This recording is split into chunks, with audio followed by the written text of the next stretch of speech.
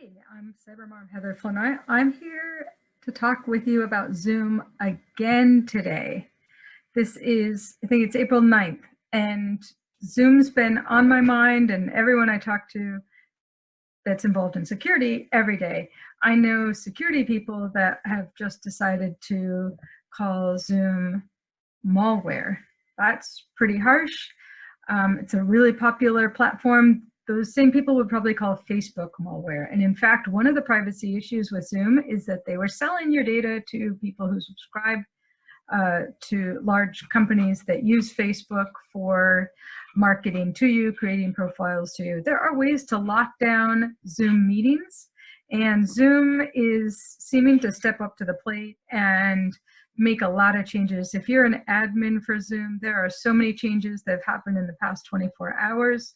You may get on it tonight for one of those happy hours I've been hearing about. Go ahead and invite me. I'll come to your Zoom happy hour. So there's new changes you'll see down at the bottom of the screen on Zoom if you're logged in right now and happen to be watching this there.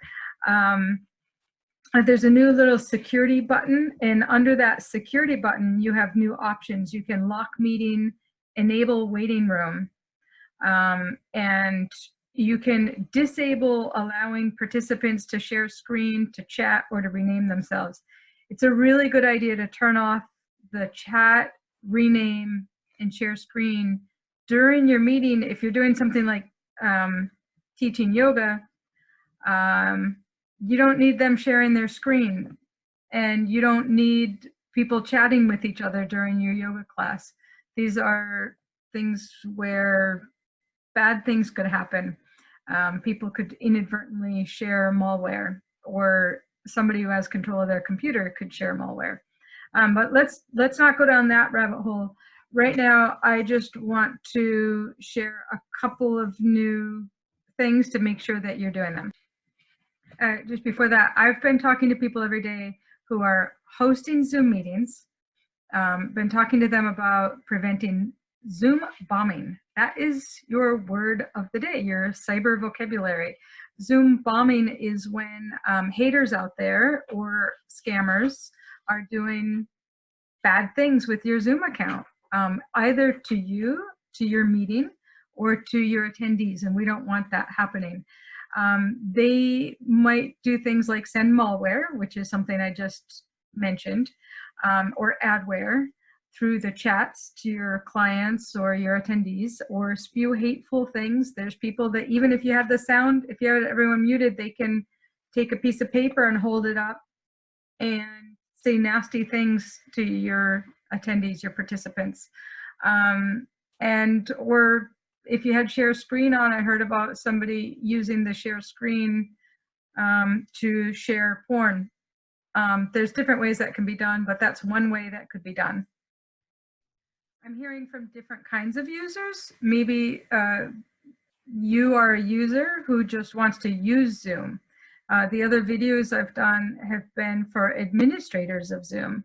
So if you want to stay safe on Zoom, make sure whoever's hosting the Zoom meeting has enabled the following security features.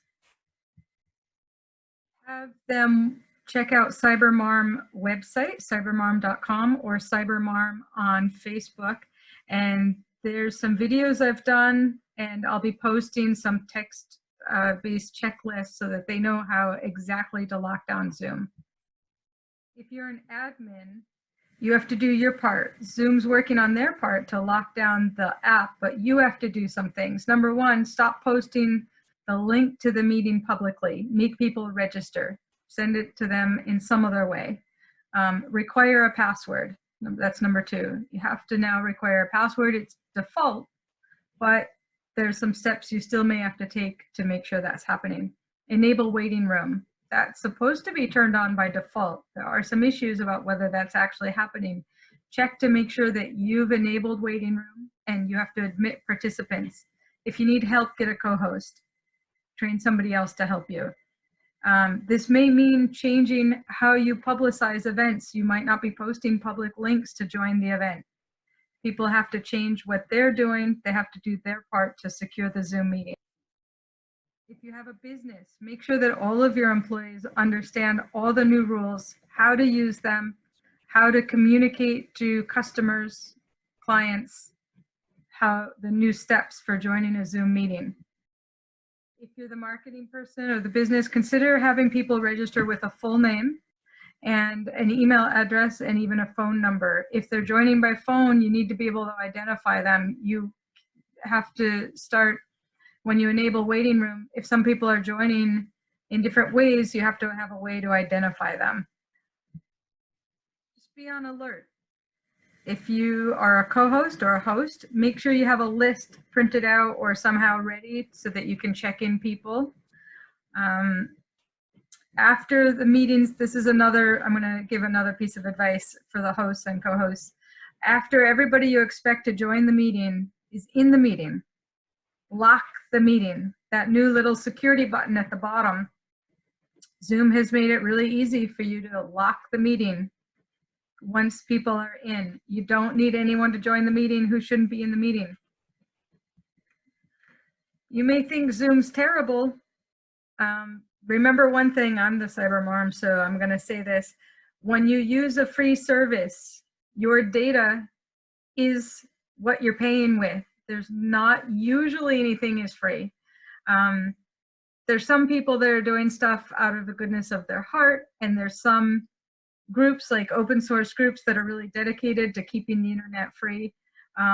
There's some drawbacks to those. There's no customer service. So Zoom has customer support available, and they were using your data and your participants' data to make some money from. I can't say that's bad. I think that you need to be aware, and you probably clicked right through the privacy policy. They weren't very transparent. They're fixing that. They say that they're focused on security. I'd give them a chance to do that. Another issue that I have noticed as a tech support person is that things aren't updating as they should be. So the defaults, this is a little complicated, but Zoom has enabled some new defaults. I highly recommend on every platform, every type of device that you have, that you log out of Zoom. So that's not automatic on Apple devices.